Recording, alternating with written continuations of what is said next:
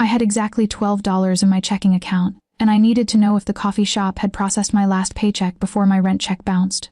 That was it. That was the entire reason I dialed the number printed on the back of my debit card while balancing 3 plates of Eggs Benedict on my left arm. The phone rang twice before a voice answered, low, rough, wrong. Who is this? Not the automated system. Not the cheerful customer service representative I'd expected. A real man, and he sounded like gravel scraping against silk. I nearly dropped the plates. Sorry, I must have the wrong number. My voice came out too high, too breathless. The kitchen noise behind me seemed suddenly deafening. You didn't answer my question. Something in his tone made my spine straighten, made every instinct scream that I should hang up. But my mouth kept moving, some autopilot part of my brain still functioning. I'm just trying to check my account balance. This is the number on my card. Silence. Long enough that I thought he'd hung up. Then, say that again. What? Your name. Say your name. The plates were growing heavy. My manager, Rita, was glaring at me from across the dining room. Table 6 needed their food. But I couldn't move, couldn't breathe. Because something had shifted in that voice. Something dark and sharp and utterly focused. Sophia.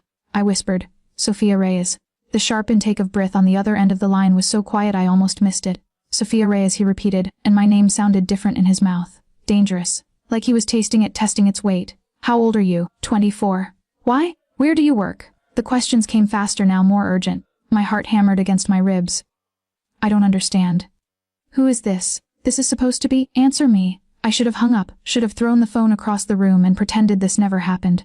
But there was something in his voice, command mixed with something else, something that sounded almost like fear. The Sunrise Diner, on 5th and Madison. Look, I really need to. Don't move. The line went dead. I stood there, frozen. The dial tone buzzing in my ear while my mind tried to catch up with what had just happened.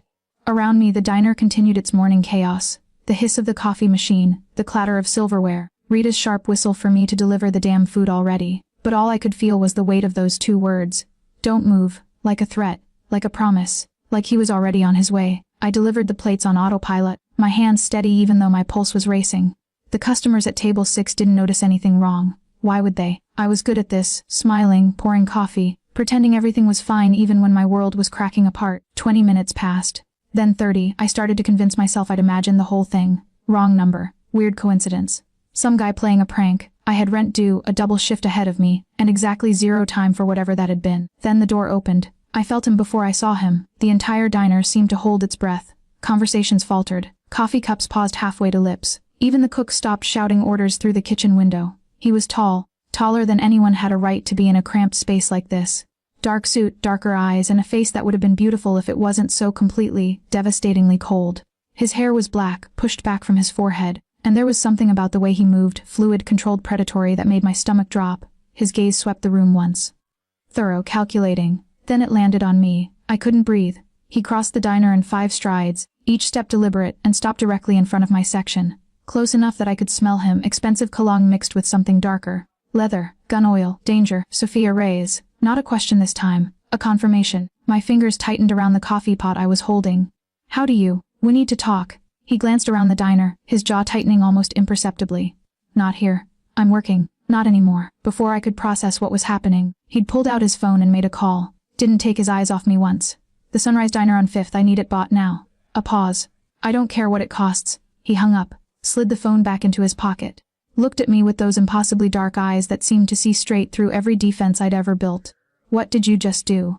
My voice came out steadier than I felt. Made sure you could leave without consequences. He tilted his head slightly, studying me like I was a puzzle he needed to solve. You called a number you shouldn't have. Asked questions you shouldn't have asked. And now, his voice dropped, became something rougher, almost pained. Now everything changes. I don't understand. It was just a bank. It wasn't a bank. He moved closer, close enough that I had to tilt my head back to maintain eye contact. That number belongs to me. Has for 15 years. No one calls it except 5 people in this world, and 4 of them are dead. The coffee pot slipped from my fingers. He caught it before it hit the ground, his reflexes inhumanly fast. Set it on the nearest table. Never broke eye contact. The 5th person, he continued, his voice so quiet now that I had to lean in to hear it, was my sister. Sophia Reyes. She disappeared 23 years ago when she was 1 year old. The world tilted. That's not. But my voice cracked. My parents are. Paid very well to raise someone else's daughter. His expression didn't change, but something flickered in his eyes. Something that looked like it might hurt him to say out loud. My father's enemy took her during a raid. We thought she was dead. Spent 2 decades believing it. and then you called my private line, using a debit card registered to the exact name, the exact date of birth, that we'd kept on file for her, for you. I couldn't feel my legs. Couldn't feel anything except the rushing in my ears and the absolute certainty that he was telling the truth. Who are you? I whispered. He reached into his jacket, slow, deliberate, making sure I saw that he wasn't reaching for a weapon, and pulled out a leather wallet, flipped it open. Inside was a photograph, old and creased, of a dark-haired little boy holding a baby girl with light brown hair and eyes the exact shade of mine. My name is Dominic Vital, he said, and I'm your brother. The diner disappeared, the noise, the people, everything. All I could see was his face. All I could hear was my heartbeat, and all I could think was that my entire life had just been revealed as a lie. Dominic didn't give me time to fall apart. Pack a bag. He set his hand already on my elbow, guiding me toward the door with the kind of certainty that suggested he was used to people obeying him. We're leaving. Now. I dug my heels in. I'm not going anywhere with you. I don't care what you think you know about some number or some name. I don't, Sophia. The way he said it stopped me cold. Not harsh, almost broken. If I'm right, you're in danger. If I'm wrong, I'll drive you back here myself and apologize for the rest of your life, but please. His fingers tightened slightly on my arm. Don't make me watch you die because you were too stubborn to trust me for 1 hour. There was something in his eyes, raw and desperate beneath all that control, that made my argument die in my throat. Rita appeared at my shoulder, her face pale. Sophia, honey, you don't have to. It's okay. The words came out automatically, even though nothing was okay. Nothing would ever be okay again. I'll be back soon. Lies, we both knew it. The car was exactly what I'd expected from a man like him, sleek, black, expensive enough to feed me for a year. He opened the door for me, waited until I was inside, then moved around to the driver's side with that same predatory grace. We drove in silence through the city streets. I watched the familiar buildings blur past. The pharmacy where I bought my migraine medicine, the park where I sometimes read on my days off, the whole small life I'd built for myself, and felt it all slipping away like water through my fingers. Where are we going? My voice sounded hollow. My house. We need to talk, and we need to do it somewhere secure. Secure from what? His jaw tightened. From the people who took you in the first place. From my father's enemies. From anyone who might use you as leverage now that they know you exist. Your father. I tested the words, they felt foreign. So he's, what? Some kind of criminal. He was the head of the Vital family. Dominic's voice was carefully neutral. One of the 5 families that run this city. He died 6 months ago. Now I am, Mafia. He was talking about the Mafia. I should have been terrified. Should have thrown myself from the moving car. But all I felt was a strange, cold clarity. And you think I'm really your sister? I know you are. He took a turn too fast, his knuckles white on the steering wheel. Same birthday. Same name. Same eyes. And that number, he cut himself off, breathing hard through his nose. That number has been dead for 15 years. No one should have been able to call it. The fact that you did, that it worked, means someone wanted me to find you. Oh, I don't know yet, but I will. It sounded like a promise. Or a threat. His house wasn't a house. It was a fortress disguised as a mansion, all stone and iron gates and security cameras that tracked our approach like mechanical eyes.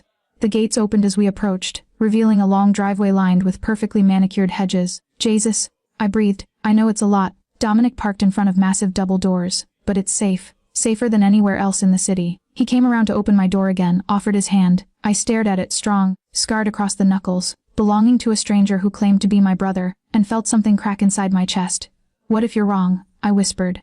What if I'm just some waitress with a coincidental name? Then I'm wrong. His hand didn't waver. But I've spent 23 years mourning you. Let me spend one night making sure. I took his hand. The inside of the mansion was exactly as cold and beautiful as the outside. Marble floors, high ceilings, art that probably cost more than my entire life. Everything pristine and expensive and utterly devoid of warmth. You live here alone? I asked, my voice echoing. Now I do. Dominic led me through a hallway lined with portraits, severe-looking men and women in formal clothes, all with the same dark eyes. These are your ancestors if I'm right. The Vital bloodline going back 300 years. I stopped in front of one portrait, a woman with light hair and eyes just like mine. Who's that? Our mother. His voice went even quieter. She died giving birth to you. Father never recovered from it. Some say that's why he was so reckless during the raid, why he let his guard down long enough for Konstantin's men to get inside. Konstantin Volkov, head of the Russian syndicate, father's oldest enemy. Dominic touched the edge of the frame, his expression unreadable. He's dead now too, killed in a prison riot 3 years ago. But his organization is still active, still dangerous. The woman in the portrait seemed to stare down at me with accusing eyes. You should have been here, they seemed to say. You should have known. I need to call my parents, I said suddenly. The people who raised me. They'll be worried. Of course. Dominic pulled out his phone, handed it to me. But Sophia. He caught my wrist before I could dial. Be careful what you say. If they knew what you really were, they'll know someone might be listening now. You think they're in on it? The thought made me sick. I think someone paid them to raise you. Whether they knew the whole truth or not. He shrugged. We'll find out. My mother answered on the third ring. Mom, it's me. I'm okay, but, Sophia. Her voice was wrong. Tight. Scared. Where are you? I'm with someone. He says. I glanced at Dominic, who was watching me with those dark, unreadable eyes. He says he knows who I really am. Silence. Long enough that I thought the call had dropped. Then, Mija, you need to come home. Right now? Mom, what's going on? Do you know something about? We can't talk about this on the phone. She was crying now. I could hear it in her voice. Please. Just come home. We'll explain everything, but you have to. The call cut off. I stared at the phone, my heart hammering. Dominic was already moving, pulling out another phone, barking orders to someone about securing a location, about finding my parents before someone else did. What's happening? I demanded. He turned to me, and for the first time since I'd met him, I saw genuine fear in his eyes. They know you're alive, he said. And now they're coming for you. Dominic made 3 more calls in rapid succession, his voice clipped and controlled, but I could see the tension in his shoulders, the way his free hand kept clenching and unclenching at his side. Marco, I need eyes on 1247 Maple Street. Parents are Juan and Maria Reyes. No, I don't care what it takes, find them before Volkov's people do. He paused, listening. Because she's real, and because whoever set this up knew exactly when to play this card. Move now. He hung up and turned to me. We're gonna get them. I have people all over the city. If they're still there. My voice cracked. What do you mean if? Sophia. He crossed to me in 2 strides, gripped my shoulders. His hands were warm through my thin work shirt. I need you to understand something. Whoever orchestrated your return didn't do it out of kindness. They did it to destabilize my family, to create chaos, to make me vulnerable. Your parents, the Rays, they're loose ends now. The room spun. You're saying someone's going to kill them because I called a fucking phone number. I'm saying someone's going to try. His eyes bored into mine. But I won't let that happen. I promise you. You can't promise that. You don't even know me. You don't know if I'm really. You are. He said it with such absolute certainty that I wanted to believe him. But if you need proof, he released me, moved to a desk in the corner, pulled out a leather folder. Inside were papers, documents, what looked like hospital records. He spread them across the polished wood surface. Birth certificate. Yours, born at Mercy General Hospital, November 15, 2047 a.m. Blood type AB Nev-Vital. Father Antonio Vital. He pointed to another document. DNA sample taken from a blanket you were wrapped in when they found you were gone. We kept it. All these years, we kept it. I stared at the papers. At my name, Sophia Maria Vital, written in elegant script across official documents. At the hospital photo of a newborn with a shock of dark hair and eyes that hadn't yet decided their color. We can test your DNA against mine, Dominic continued. We can do it right now. I have a kit upstairs. But Sophia, his voice dropped. In my gut, I already know. You called that number. The universe doesn't make mistakes like that. The universe makes mistakes all the time, I whispered. But I was already reaching for the papers, my fingers trembling. The DNA test took 15 minutes. We stood in his bathroom, pristine white marble and gold fixtures, while the small device processed our samples. Neither of us spoke. What was there to say? When it beeped, I couldn't look. Dominic picked it up, his face unreadable. Then his breath caught, just slightly, barely noticeable, and I knew, 99.7% probability of sibling relationship, he read quietly. His hand was shaking. Actually shaking. You're my sister. You're really. The device clattered to the counter as he turned away, his shoulders rigid. For a long moment he just stood there, one hand braced against the sink, his head bowed. Dominic, I'm sorry. His voice was rough. Broken. I just need a minute. 23 years I thought you were dead. 23 years He stopped, breathed. I used to have nightmares. About the night you were taken. I was 6 years old and I couldn't stop them. Couldn't save you. And Father, he laughed, but it sounded like glass breaking. Father looked at me every day after that like I'd failed him. Like I'd let you die. I didn't think. I just moved, crossing the space between us, putting my hand on his back. He flinched, then went very still. It wasn't your fault, I said. You were a child. So were you. He turned and his eyes were bright with unshed tears. You were a baby and you spent 23 years in danger, in poverty, away from your family because I wasn't strong enough to. Stop. I gripped his arm. Stop punishing yourself for something you couldn't control. I'm here now. Isn't that what matters? He looked at me like I was something precious and dangerous all at once. You don't understand what you've walked into, who I am, what this family does. Then explain it to me. We moved to his office, a dark paneled room lined with books and weapons in equal measure. He poured us both whiskey neat, and I didn't argue even though I never drank hard liquor. The Vital family controls the port. He began, settling into the leather chair behind his desk. Shipping, imports. Legitimate on the surface, but everything from weapons to pharmaceuticals passes through our channels. We're not the biggest family, but we're the most connected. Other families need us to move their product, so we have leverage. I sipped the whiskey, it burned. And your father, our father built this. Our grandfather, actually. Father expanded it, made it untouchable. Dominic's jaw tightened. Until Konstantin Volkov decided he wanted our territory. 15 years of war, hundreds dead, and it all started the night he took you. Why would taking a baby start a war? Because father went insane with grief. Dominic stared into his glass. He stopped being strategic. Started making moves that were purely emotional. Killed Konstantin's son in retaliation, even though we had no proof Konstantin was behind your disappearance. That's when it became personal. That's when it became endless. The weight of it settled over me like a shroud. My existence, my absence, had been the catalyst for years of bloodshed. The war only ended when Konstantin died in prison, Dominic continued. But his nephew Alexei took over. Younger, smarter, more ruthless. He looked up at me. And if he knows you're alive, he'll use you to destroy everything. How? By making me choose between protecting you and protecting the family. By forcing me to show weakness. By proving that the great Dominic Thadal has a sister he'll burn the world for. His smile was bitter. He won't even have to kill you. Just the threat of it will be enough to make me vulnerable. My phone, his phone, technically, buzzed on the desk between us. Dominic grabbed it, answered. Talk to me. I watched his face drain of color. When? A pause. Casualties. Another pause. Fuck, stay there, I'm coming. He hung up, met my eyes. Your parents' house is on fire, he said flatly. There are 3 bodies inside. The room tilted. No, you said you'd protect them, you said. The bodies aren't them. He stood already moving. My men got there first. Found 3 of Alexei's soldiers rigging the place with accelerant. Your parents weren't home. Relief and terror crashed through me in equal measure. Then where are they? I don't know. But Sophia. He grabbed his gun from the desk drawer, checked the magazine with practiced efficiency. Someone tipped them off. Someone warned them to run before Alexei's men arrived, which means someone else knows you're alive. Someone who wants to keep you that way. Ooh, that's what we're going to find out. The burning house lit up the night sky like a funeral pyre. We stood across the street, Dominic's hand tight on my elbow, keeping me back from the chaos of fire trucks and police officers and neighbors in bathrobes watching their quiet street descend into violence. That was my home, I whispered. 23 years of memories contained in that modest 2-story. My childhood bedroom. The kitchen where Mom taught me to make empanadas. The porch where Dad used to read the newspaper every Sunday morning. All of it burning. It's just wood and brick. Dominic said quietly. Your parents are alive. That's what matters.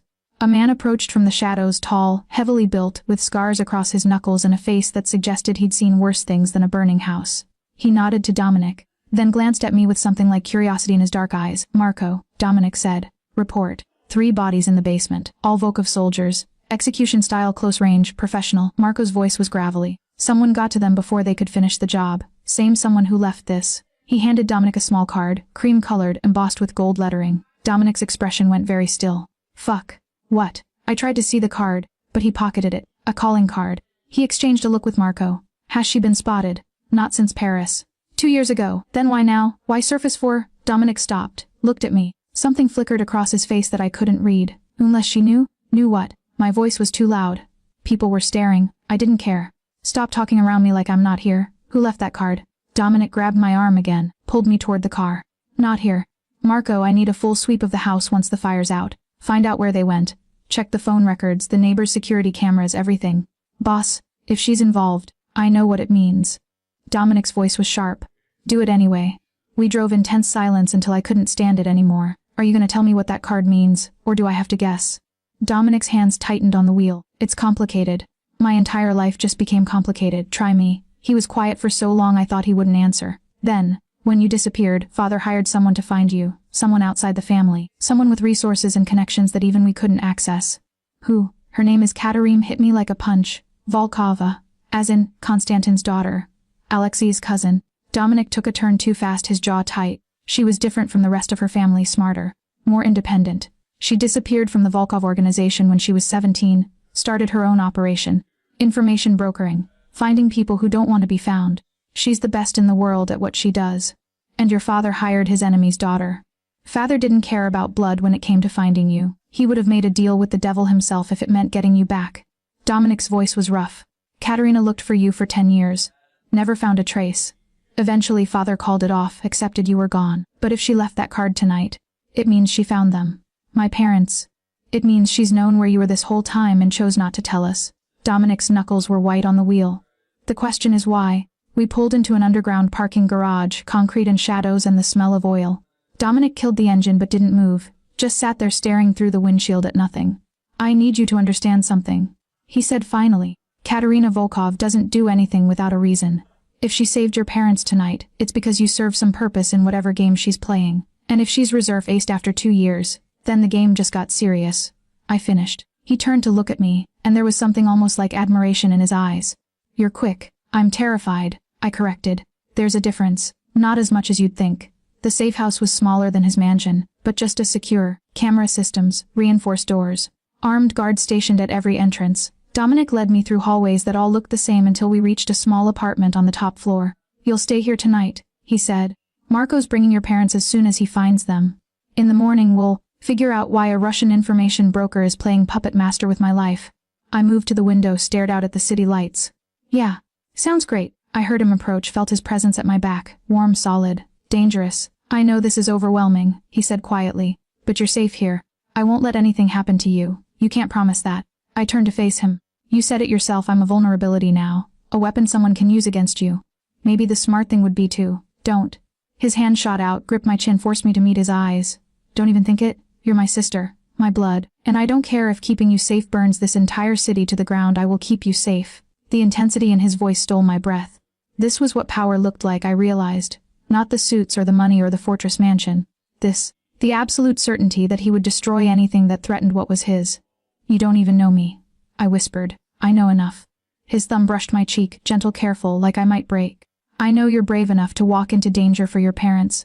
I know you're smart enough to question everything I tell you. And I know, his voice cracked slightly. I know I've missed 23 years of your life, and I'll never forgive myself for that. But I'm here now, we're here now, and that has to be enough. Tears burned behind my eyes. I blinked them back. What if I don't want this? I asked. What if I want to go back to my apartment and my waitressing job and pretend none of this ever happened? Then I'll let you go. But his eyes said he was lying. Said he'd follow me to the ends of the earth, protect me from shadows I couldn't see. But Sophia, once you know the truth, you can't unknow it. And the truth is that you were born into this world. Into blood and violence and impossible choices. Running from it won't change that. Then what will? He smiled, but it was sad. Haunted. You survive it. You adapt. You become harder than the things trying to break you. Like you did. Like I had to. He left me alone with those words echoing in the silence. I sat on the edge of the bed, expensive sheets, soft pillows, everything designed for comfort, and tried to process the impossible reality of my new life. Sister to a mafia boss. Target of a Russian crime family. Pawn in a game orchestrated by a ghost. My phone buzzed. A text from an unknown number. Your parents are safe for now. If you want to keep them that way, tell no one about this message. We'll be in touch. Kay, my blood ran cold. Katerina, she wasn't just watching. She was playing both sides. And I had no idea whose side I was supposed to be on. I didn't sleep. How could I? Every time I closed my eyes, I saw my parents' house burning. Saw those bodies in the basement. Saw the calculating look in Dominic's eyes when he talked about Katerina like she was a puzzle he couldn't solve. When dawn finally bled through the curtains, painting everything in shades of gray and gold, I was still sitting on the bed, Katerina's message burning a hole in my mind. Tell no one. But Dominic was my brother. The DNA test proved it. He'd promised to protect me, to keep me safe, to burn the world if necessary. So why did every instinct scream that telling him about Katerina's message would be a mistake? A knock at the door startled me upright. Sophia. Dominic's voice rough with exhaustion. You awake? I opened the door to find him looking worse than I felt. Rumpled suit, dark circles under his eyes, stubble shadowing his jaw. He held 2 cups of coffee like peace offerings. Couldn't sleep either. I took one of the cups gratefully. Never do. Not really. He moved past me into the room, settling into the chair by the window with the easy grace of someone used to command. Marco found your parents. They're on their way here now. Relief flooded through me so intensely I had to sit. They're okay, shaken, scared but alive. His eyes were sharp on my face. They want to see you. But Sophia, before they get here, there's something you need to know. The way he said it made my stomach clench. What? They took money, a lot of it. $2 million deposited into an offshore account 23 years ago, with regular payments every month since.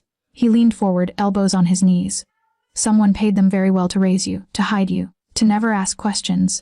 The coffee turned to ash in my mouth. You're saying they knew. I'm saying they were bought. His voice was gentle, but the words still cut. Whether they knew exactly who you were or just that you were valuable to someone, that's what we need to find out. And if they did know, my voice was barely a whisper, if they lied to me my entire life, then we deal with it. He stood cross to me, crouched down so we were eye level. But Sophia, no matter what they did or didn't know, they raised you, loved you. That doesn't disappear because of money or lies or blood. I finished bitterly. Yeah. He reached out, hesitated, then tucked a strand of hair behind my ear with surprising tenderness. Blood matters, but so does everything else. You get to decide what that means. Before I could respond, his phone buzzed. He checked it, frowned. They're here. You ready for this? No, God, no. But I nodded anyway. They looked smaller than I remembered. My mother, Maria Reyes, had always been a force of nature. 5 feet of pure determination wrapped in flour, dusted aprons and unconditional love. But the woman who walked into the safe house looked fragile, breakable. Her eyes were red-rimmed, her hands shaking as she reached for me. "Mija," she breathed. "Oh, Mija, thank God." I let her hug me, but I couldn't make myself hug back. Not yet. My father stood behind her, silent and watchful. Juan Reyes had taught me to ride a bike, to stand up to bullies, to never apologize for taking up space in the world. Now he looked at me like I was a stranger. Maybe I was, Dominic said, his voice carefully neutral. "All of us. About what happened. About who Sophia really is." Maria pulled back, her hand still gripping my arms. "We were always going to tell you. When you turned 25, that was the agreement." "Agreement with who?" I demanded. She glanced at Juan, who finally spoke. "With Katerina Volkov." The room went very still. Dominic moved faster than I thought possible, positioning himself between them and me like a shield. "Explain." Now, the story came out in pieces, fragmented and painful. 23 years ago, Katerina had appeared at their door with a baby in her arms and a briefcase full of cash. She'd told them the baby's parents were dead, that dangerous people were looking for her, that she needed to disappear. "She said you'd be killed if anyone found you," Maria said, tears streaming down her face. "Said the only way to keep you safe was to hide you in plain sight. Ordinary family. Ordinary life. No connections to the world you came from. And you just believed her." I couldn't keep the anger from my voice. "Took the money and never questioned." "We questioned everything." Joanne cut in, his voice harsh. "But she had proof. Birth certificates, death certificates, photos of your real parents, and she said if we didn't take you, she'd have to find someone else. Someone who might not love you the way we would. So you did it for money." "We did it because you were a baby who needed a home," Maria said fiercely. "The money made it possible for me to quit my job and stay with you. To make sure you were never alone or scared or..." Her voice broke. "We knew it was wrong. Knew you deserved the truth. But every time we thought about telling you, Katerina would appear. Remind us what would happen if the wrong people found out, and we were so scared, Mija, so scared of losing you." Dominic was very quiet beside me, too quiet. "Did you know who she was?" he asked. "Did you know she was a Volkov?" "Not at first," John admitted. "But after a few years, I started putting pieces together. The Russian accent, the way she knew things about the city's underground. By then it was too late. We were already in too deep. And she never told you who Sophia's real family was." Maria shook her head. "Just that they were powerful, dangerous. That finding you would restart a war nobody wanted." Dominic laughed, but it was hollow. "She was right about that, at least."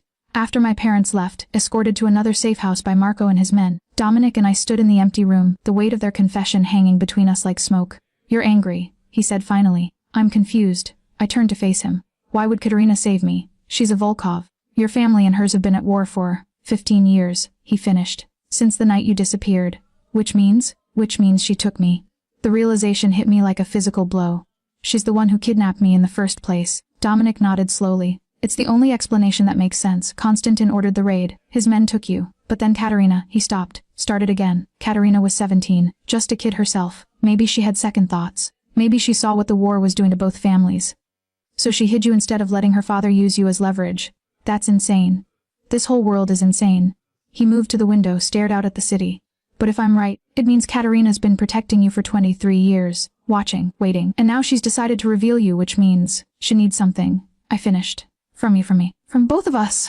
"Exactly." My phone buzzed in my pocket. Another text from the unknown number. "Rooftop garden. Midnight. Come alone. Tell your brother and your parents die. K." I looked up at Dominic, at the rigid line of his shoulders, the way his hand rested near where I knew he kept his gun. And I made a choice.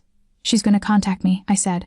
"Isn't she, Katerina?" "Probably." He didn't turn around. "When she does, you tell me immediately. No games, no secrets, we handle this together?" I echoed, and I hoped he'd forgive me for the lie. I'd never been good at lying. As a kid, every time I tried to hide something from my parents, a broken vase, a bad grade, a boy I wasn't supposed to be seeing, my face would flush red and my voice would pitch too high.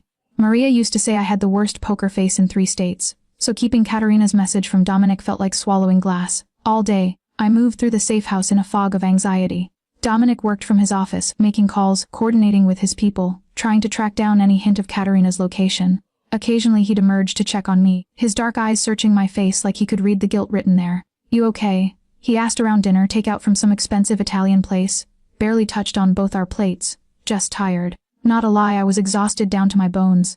"You should try to sleep, will you?" His smile was sad. "Probably not." At 11:30 I slipped out of my room. The safe house was quiet, just the hum of security systems and the distant murmur of guards changing shifts. I'd memorized the patrol patterns over the last few hours, 12 minutes between each sweep of the top floor. Enough time to reach the rooftop access without being seen if I moved fast.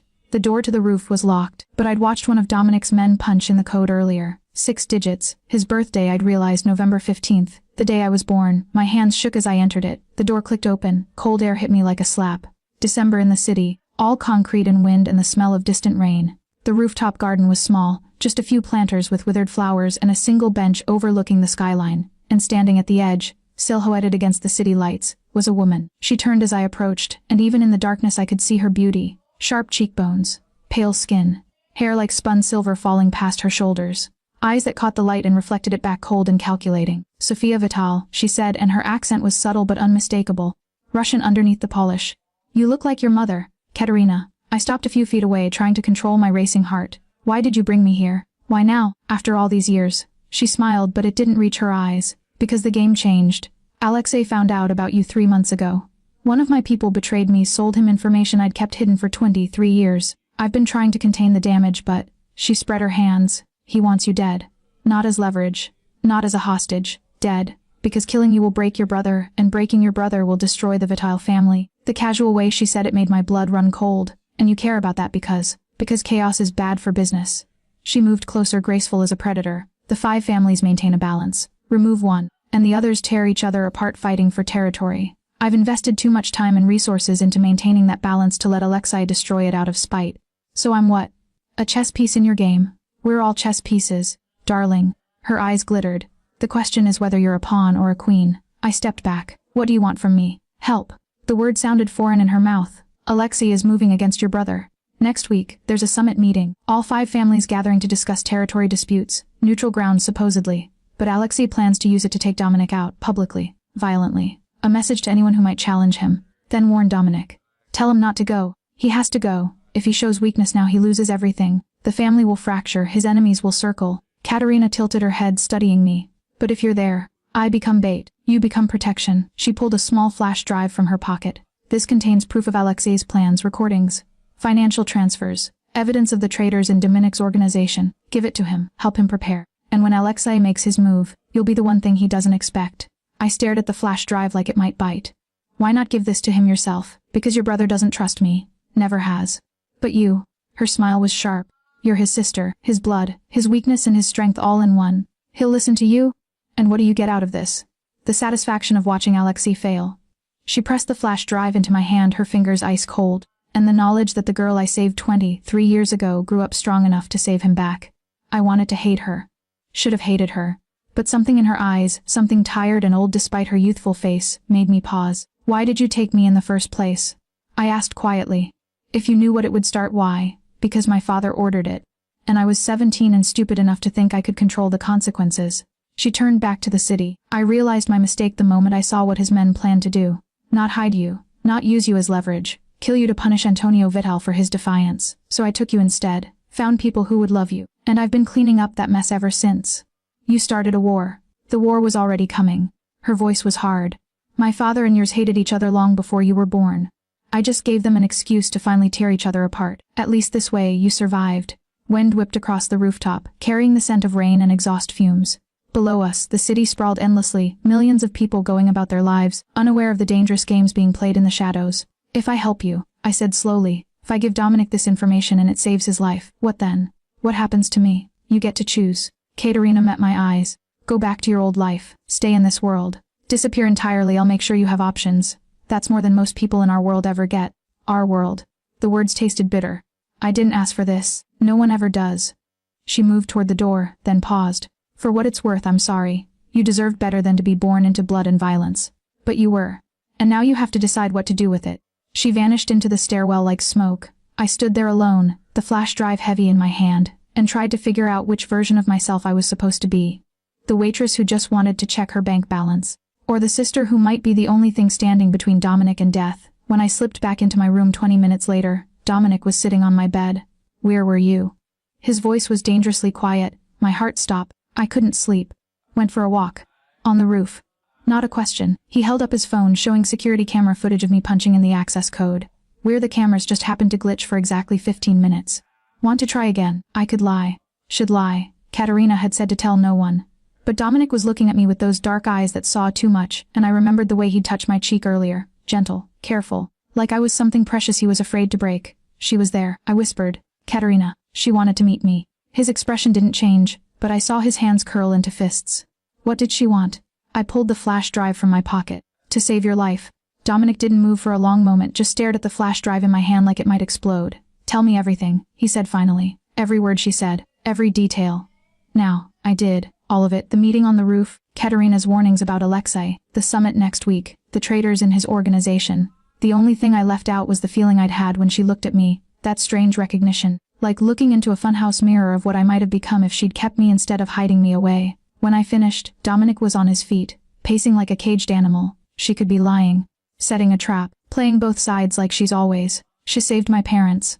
My voice was steady. She's kept me hidden for 23 years when she could have used me as leverage any time. Why start lying now? Because the game changed. He stopped pacing, ran his hands through his hair. She said it herself, Alexei knows about you. Which means she's vulnerable now. Her greatest secret is exposed. So either this is genuine or she's desperate enough to use me as bait to take Alexei down. I stood, moved closer. Either way, what do you have to lose by looking at what's on that drive? He stared at me for a beat too long, something complex moving behind his eyes. Then he took the flash drive, pulled out his laptop and plugged it in. The files were extensive, meticulous, terrifying. Audio recordings of Alexei discussing plans to bomb the summit. Financial records showing payments to 3 of Dominic's captains. Emails between Alexei and someone inside the Vedel family, coordinating attacks, sharing intelligence, planning the downfall of everything Dominic had built. Jesus Christ. Dominic breathed, his face pale in the laptop's glow. Marco, Thomas, Vincent, 3 of my father's oldest men, they've been bleeding information to Alexei for months. Can you trust anyone else? I asked. Luca, my cousin. He's the only one who's been with me since I took over and never questioned it. He closed the laptop with shaking hands. But if these 3 are compromised, how many others are? How deep does this go? He stood abruptly, pulled out his phone. What are you doing? Calling an emergency meeting. Everyone who matters. Tomorrow night. His voice was steel now, Commander overtaking brother. If there are traitors in my organization, I'm gonna root them out. All of them. And the summit. I go, but on my terms, with people I trust. He looked at me and there was something almost feral in his expression. And you're coming with me? No. Katerina said. Katerina set this in motion when she saved you 23 years ago. He crossed to me in 2 strides, gripped my shoulders. You wanna hide? Go back to serving coffee and pretending you're not a Vital. Fine, after this is over, I'll give you whatever life you want. But right now, you're the only leverage I have that Alexei won't see coming. You want to use me as bait. The realization made me sick. I want to use you as a queen. His hands tightened slightly. Katerina was right about that, you're not a pawn. You're the piece that changes the entire board. And if Alexei thinks you're just some terrified girl who doesn't understand the game, his smile was sharp. Dangerous. Then he's already lost. I should have said no. Should have run. But something in his words sparked something in me, something that had always been there, maybe, buried under 23 years of normal life and safe choices. What do I have to do? I ask. Relief flashed across his face. Trust me, stand with me. And when the moment comes, he hesitated. Don't hesitate, in this world, mercy is the same as weakness. And weakness gets you killed. I'm not a killer. No, his voice softened. But you're a survivor. And that's more important. The meeting happened in the basement of an old restaurant. One of those places that had been in the family for generations, where the real business happened in the back rooms away from prying eyes. I watched from the shadows while Dominic addressed his people. 30 men, all of them dangerous, all of them loyal to the family if not to him personally. Marco stood at his right hand, Luca at his left, both of them armed and watchful. We have a problem, Dominic began, his voice carrying through the room. Traitors, men I trusted, men my father trusted. They've been selling us out to the Volkov family for months. Murmurs rippled through the crowd, angry, disbelieving. I have proof. He held up the flash drive, audio recordings, financial transfers, email chains, everything we need to identify who's been bleeding information to Alexei. He paused. The evidence shows 3 men. Marco will read the names. Marco stepped forward, pulled out a paper. Thomas Ritchie, Vincent DeLuca, and, he stopped, looked at Dominic. Dominic nodded once. The room exploded. Luca moved first, hand going for his gun, but Marco was faster. A single shot, clean and precise, dropped him before he could fire. Thomas and Vincent tried to run, but Dominic's men blocked every exit. Within seconds they were on their knees, hands bound, blood pooling on the concrete floor. How long? Dominic's voice was soft, deadly. How long have you been betraying us? Luca coughed blood, his eyes wild. Your father was weak. You're weaker. This family needs real leadership. And you thought Alexei could provide that. Dominic crouched beside him. You thought selling out to the Russians was better than standing with your blood. Blood doesn't mean anything. Luca's smile was stained red. Power is all that matters. Dominic stood, pulled his gun and fired 3 times. Once for each traitor, clean, professional, without hesitation. Then he turned to the room. Anyone else? Silence. Good. He holstered his weapon. The summit is in 6 days. We go prepared, we go armed. And we end this war on our terms. Understand? A chorus of agreement. Then get out. All of you. After they left, I emerged from the shadows. Dominic stood over the bodies, his expression blank. You killed your cousin. I said quietly. I killed a traitor. He didn't look at me. There's a difference. As there. Finally he turned. His eyes were hollow. Haunted. In this world, yes. In this world, family means nothing if they betray you. Love means nothing if it makes you weak. All that matters is survival. That's not true, isn't it? He moved closer, and I could smell the gunpowder on him, the copper scent of blood. You think Katerina saved you out of love? She did it because you were useful. You think your parents kept you out of love? They did it for money. You think I'm protecting you out of love? His laugh was bitter. I'm protecting you because losing you would break me, and I can't afford to be broken. That is love. I whispered. He stopped, stared at me. What? Being willing to burn everything for someone, to kill for them, to choose them over everything else. I touched his face, felt him flinch. That's what love is in your world. In our world. And it's not weak. It's the most dangerous thing you can feel. For a moment, something cracked in his expression. Something young and lost and utterly human. Then he kissed me. The kiss lasted exactly 3 seconds before Dominic jerked back like I'd burned him. Fuck. He stumbled away, hands in his hair, breathing hard. I didn't, that wasn't Christ. Sophia, I'm sorry. I don't know what. Stop. My voice was steadier than I felt. It's okay. It's not okay. He wasn't looking at me, his eyes fixed on some point past my shoulder. You're my sister. In that moment, you looked so much like someone I used to know and He stopped, started again. There's no excuse. I'm sorry. The thing was, I believed him. Believed that it had been reflex muscle memory, the ghost of someone else wearing my face for just a moment. But it didn't change the fact that my heart was still racing, that I could still feel the phantom pressure of his lips against mine. Who did I look like? I asked quietly. He finally met my eyes. Someone I lost a long time ago. Did you love her? I don't know. He leaned against the wall, suddenly looking exhausted. I was 17. She was 16. It was before I understood what love meant in this world, what it cost, what happened to her. She testified against her family, put her father in prison to save her younger brother. His smile was hollow, brave, stupid. The kind of thing you do when you still believe justice exists. They killed her for it. Made it look like suicide, but we all knew. Katerina. He was talking about Katerina. The realization hit me like a freight train. That's why he didn't trust her. Why he spoke about her with that mix of respect and rage. They'd been something to each other once, before the world broke them both. I'm sorry, I said. Don't be. It taught me what I needed to know. He pushed off the wall. Love is a weapon. People use it against you. Make you weak. Make you vulnerable. The only way to survive is to what? Stop feeling it. I moved closer. Is that what you've been doing, locking everything away so deep you forget it's there? It's kept me alive. It's made you alone. The words hung between us, sharp and true. He looked at me for a long moment, and I saw something fracture in his expression. Yeah, he said finally, it has. We didn't talk about the kiss again. Didn't talk about Katerina or ghosts or the fact that we were both standing in a basement room where he'd just executed 3 men, including his own blood. Instead, we went back to the safe house and pretended we were normal people planning for a normal event. The summit is at the Palazzo Hotel. Dominic explained, spreading maps and blueprints across his office desk. Neutral territory. The 5 families have used it for decades. No weapons allowed inside the conference room itself, but he pointed to various exits and corridors. Alexei will have people positioned here, here, and here. Standard protocol. And you'll have people everywhere he doesn't expect. His finger traced new routes. Marco's team will secure the south entrance. Dante's people cover the roof. I'll have 3 men in the kitchen, 2 in security, and 1 pretending to be hotel staff in every major corridor. Where will I be? He looked up at me. With me. Always with me. The moment we walk through those doors, you don't leave my sight. What if that's what Alexei wants? To keep us together so he can take us both out at once. Then he succeeds. Dominic's voice was flat. Because I'm not letting you out of my sight to keep myself safe. Not happening. The protectiveness in his tone made something warm unfurl in my chest. Dangerous. Complicated. What do I wear to a Mafia summit? I asked, trying to lighten the mood. Something that says you're not afraid.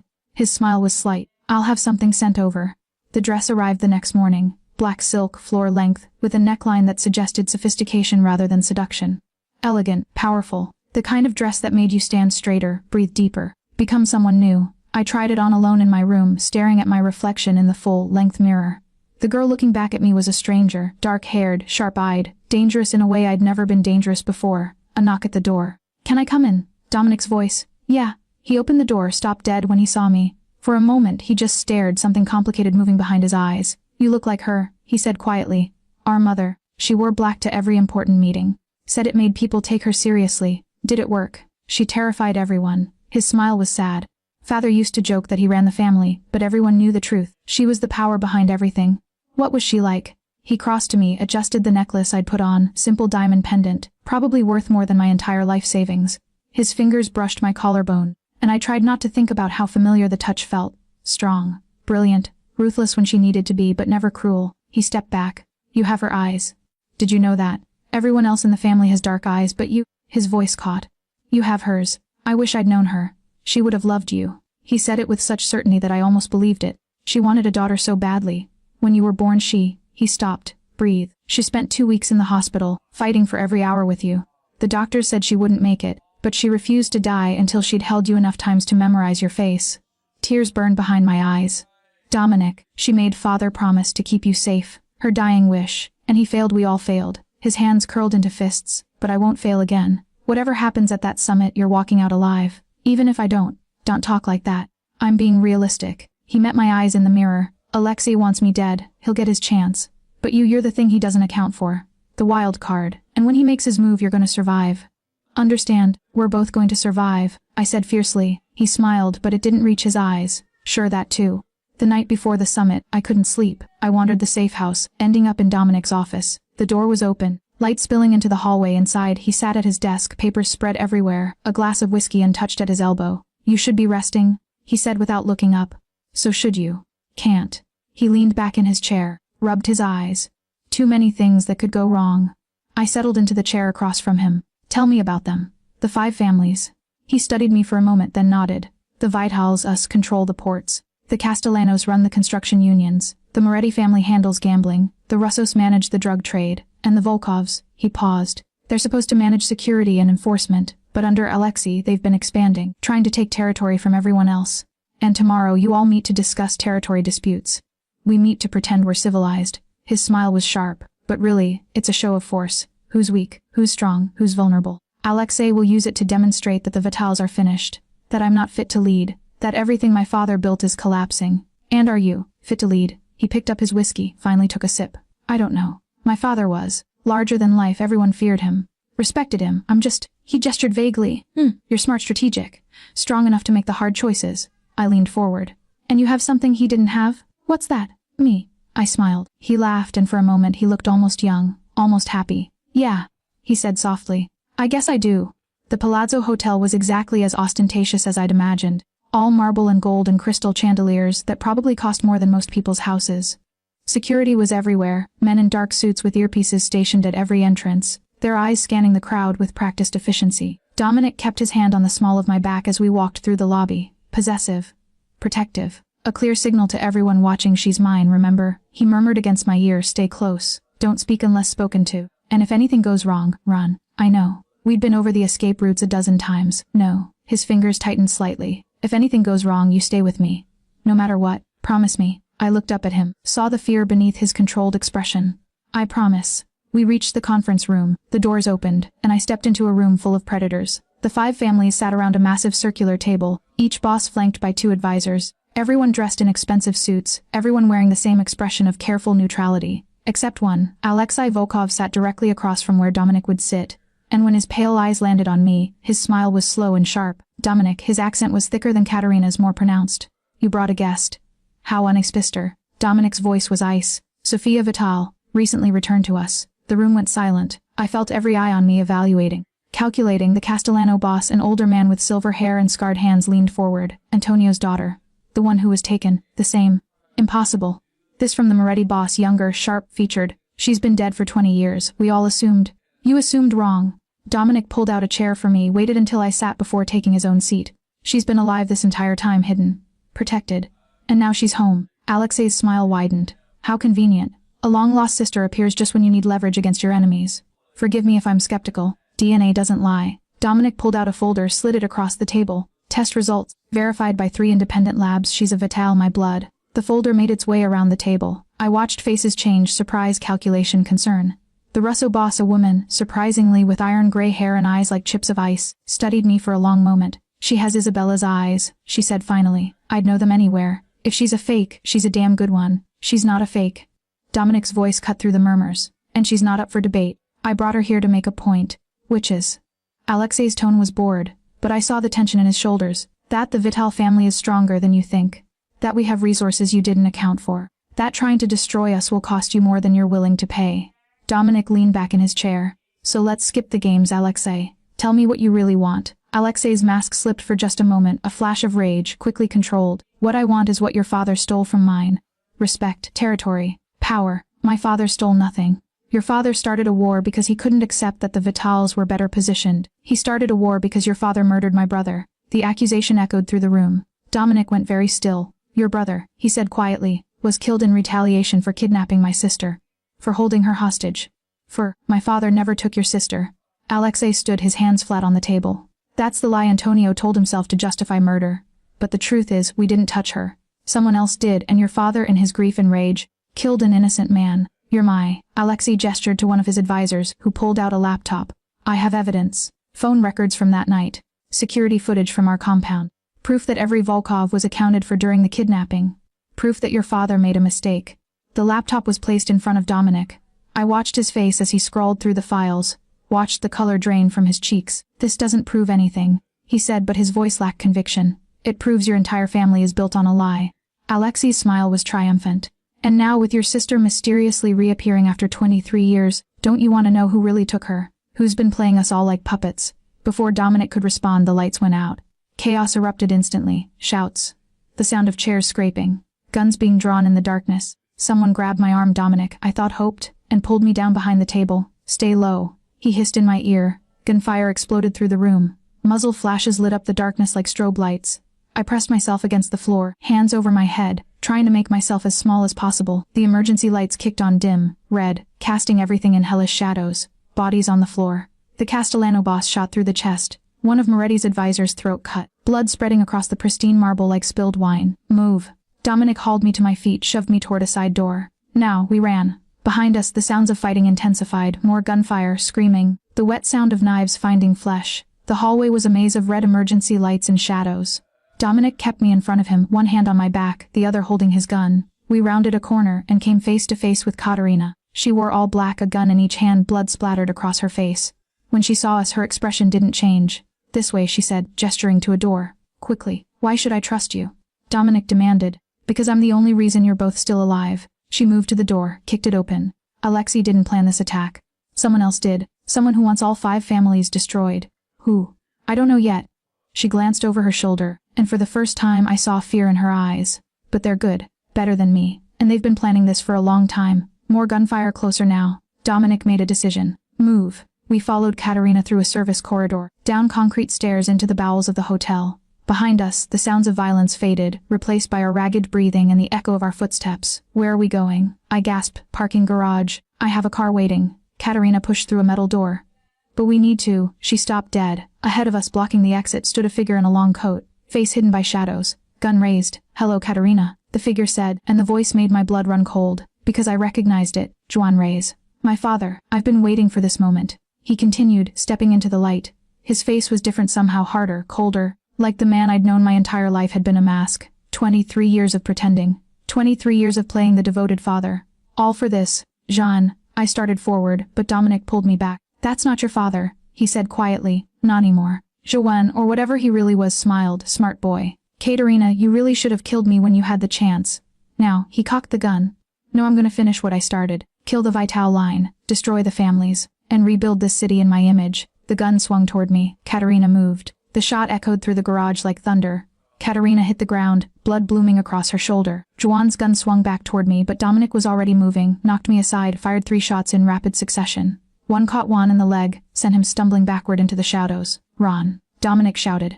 Go. But I couldn't move, couldn't breathe, couldn't process what I'd just seen. The man who taught me to ride a bike had just tried to kill me. Katerina pushed herself up with a groan, her hand pressed against her bleeding shoulder. Sophia.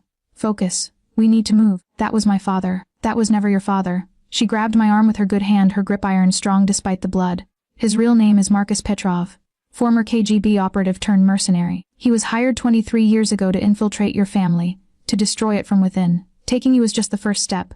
The garage spun around me. Maria, my mother? She didn't know. He married her to maintain the cover. Had it was all fake. All of it. More gunshots, closer. Dominic backing toward us, firing at shadows.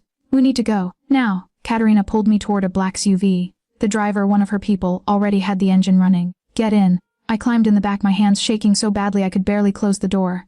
Dominic slid in beside me, Katerina in the passenger seat. The SUV peeled out as bullets sparked off the reinforced frame. Drive! Katerina barked. The north exit, go. We rocketed through the parking garage, tires screaming, the smell of gunpowder and blood filling the enclosed space. Behind us, I could see figures emerging from the stairwell, not just Juan but others. A small army. Who are they? Dominic demanded. His people. He's been recruiting for years, building a force to take down all 5 families at once. Katerina pressed her hand harder against her shoulder, her face pale. The summit was the perfect opportunity. Get all the bosses in one place, stage an attack, frame it as family warfare. In the chaos, eliminate everyone who matters. And Alexei. Probably already dead, along with most of the others. She glanced back at us. You two are among the few who made it out.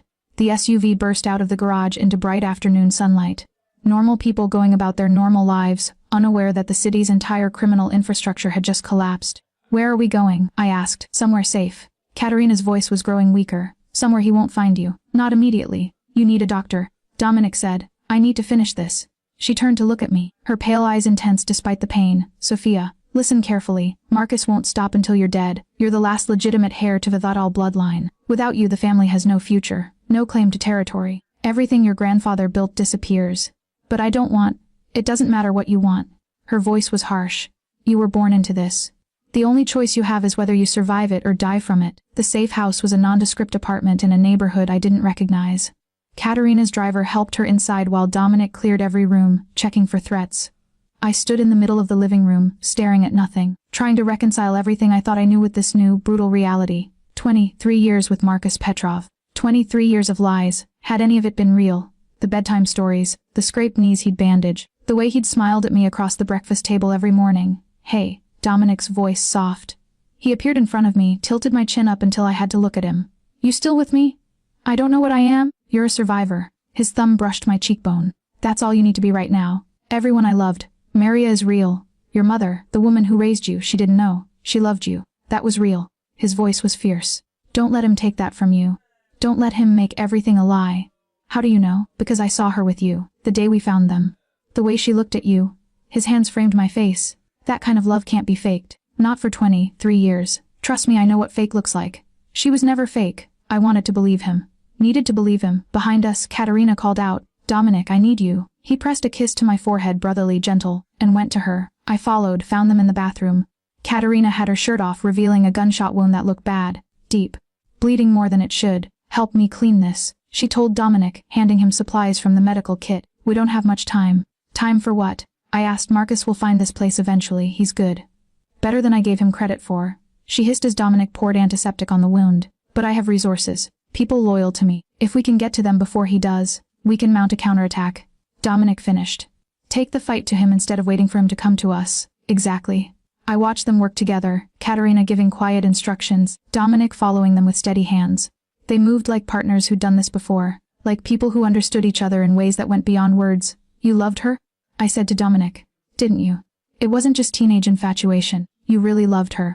He didn't look up from bandaging Katerina's shoulder. Does it matter? I think it does. Katerina laughed, though it came out as more of a wheeze. He's terrified to admit it. Thinks love makes him weak. Love does make him weak, Dominic countered. It makes everyone weak, or it makes you strong enough to do impossible things. Katerina caught my eye. Ask yourself, would he have gone to that summit knowing it might be a trap if you weren't involved? Would I have taken a bullet if I didn't care about keeping you alive? Why do you care? I demanded. You don't know me. You saved me 23 years ago, fine, but why risk your life now? Because I'm tired. She closed her eyes. Tired of running. Tired of hiding. Tired of cleaning up messes made by men too proud to admit when they're wrong. Her eyes opened, fixed on me. You're a chance at something different. A fresh start for a family that could actually be worth saving. If I can help make that happen. She shrugged, winced. Maybe it balances the scales. For all the terrible things I've done. That's not how it works, I said quietly. No. Her smile was sad. But it's something. We spent the next 3 hours planning. Katerina had safe houses scattered across the city. Weapons caches. Money, false identities. 23 years of building an empire in the shadows, all of it now at our disposal. Marcus will expect us to run, she said, pointing to locations on a map spread across the coffee table. He'll have the airports watched, train stations, bus terminals, traditional escape routes, so we don't run, Dominic said. We go on offense. Hit his people first, take out his support structure, make him vulnerable, and then, We end this. His eyes were hard. Permanently. I looked between them, two people shaped by violence, planning more violence, caught in an endless cycle they couldn't escape. And I realized something. This was my life now. Not serving coffee. Not worrying about rent. This. Blood and strategy and impossible choices. I want to help, I said. They both turned to look at me. Sophia, Dominic started. No, I cut him off. You said I'm not a pawn, that I'm a queen. So let me act like one. Let me help in this. Katerina studied me for a long moment. Then she smiled, real, genuine, maybe the first honest expression I'd seen from her. Okay, let's teach you how to be dangerous. The attack came at dawn. Marcus's people hit 3 of Katerina's safe houses simultaneously. Professional, coordinated, brutal. But we weren't there. We'd moved during the night, using the confusion of the summit attack to disappear completely. Instead, we hit back. Dominic's remaining people, the ones who'd survived the summit, joined with Katerina's network. 20 trained killers, all of them motivated by loyalty or money or the simple desire to survive what came next. We struck at Marcus's financial holdings first. Burned his account books, his records, everything that proved his network existed. Then we went after his people. One by one, systematically, we dismantled everything he'd built, and I was there for all of it. Not killing, I couldn't do that, not yet, but helping. Planning. Using the waitress skills I'd honed for years to blend in, to watch, to gather intelligence that Dominic's people could use. You're good at this, Katerina said one night watching me review surveillance footage. Better than you should be. Maybe it's in my blood, I said. The vital gift for strategy. Or maybe you're just adaptable. She touched my shoulder. That's more valuable than you think. It took 2 weeks to find Marcus. He'd gone to ground, hidden somewhere in the industrial district. But Katerina's network was vast and eventually someone talked. Someone always talked. We stood outside the warehouse, me, Dominic, Katerina, and a handful of trusted soldiers, dawn breaking over the city. This city that had tried so hard to kill me. Last chance to walk away, Dominic said to me. After this, there's no going back. He was your father for 23 years.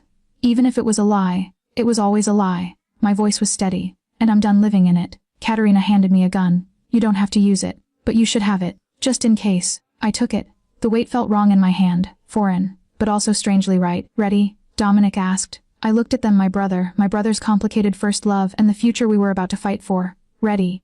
The warehouse was empty. No guards, no defenses. Just Marcus sitting at a table in the middle of the vast space, a gun in front of him. I knew you'd come, he said as we entered. Should have killed you all at the summit. But I wanted to see if you'd survive, if you were strong enough. His eyes landed on me. Especially you, Sophia. 23 years I raised you, loved you in my way, and you turned out exactly like your father. Stubborn, idealistic, weak. I'm not weak, I said. No. He picked up the gun but didn't point it. Then prove it. Kill me. End this. Show me you have the strength to do what needs to be done. Dominic raised his weapon. This is over, Marcus. You lost. I haven't lost anything. I've already won. Marcus smiled. The 5 families are destroyed. The old order is gone. Whatever rises from the ashes, you'll be so busy rebuilding, you won't see the next threat coming. And there's always a next threat. Then we'll handle it, Katerina said. Like we've handled you. You think you've handled me. He laughed. I have contingencies. People waiting. If I don't make a call in the next 10 minutes, everything I know about the Vidal family goes public. Bank accounts, safe houses, every dirty secret Antonio ever kept. Your family won't just be destroyed, it'll be erased. My hand tightened on my gun. Unless. Marcus continued. Someone makes a trade, 1 life for all that information. 1 sacrifice to save everything. Who? Dominic demanded. Marcus looked at me. You, come with me now. Willingly. Let me finish what I started. And I'll call off everything. Your brother lives. The family survives. All it costs is you. No. Dominic and Katerina said simultaneously. But I was already walking forward. Sophia, don't. Dominic grabbed my arm. I shook him off. It's okay, I know what I'm doing. I crossed the warehouse, stopped in front of Marcus. Up close, I could see the lies in his face. The calculation. The complete absence of anything like love. Smart girl, he said. Just like your mother. I'm nothing like her. I raised my gun. She would have believed you, trusted you, tried to find the good in you even when there wasn't any. I pressed the barrel against his chest. But I'm my father's daughter. And I know exactly what you are. His smile faltered. The difference between you and me, I continued, is that I can live with what I'm about to do. I pulled the trigger. The gunshot echoed through the warehouse like thundered. Marcus slumped forward, blood spreading across his chest. His eyes were wide with surprise, like he couldn't quite believe I'd actually done it. The information, he wheezed, was always a bluff.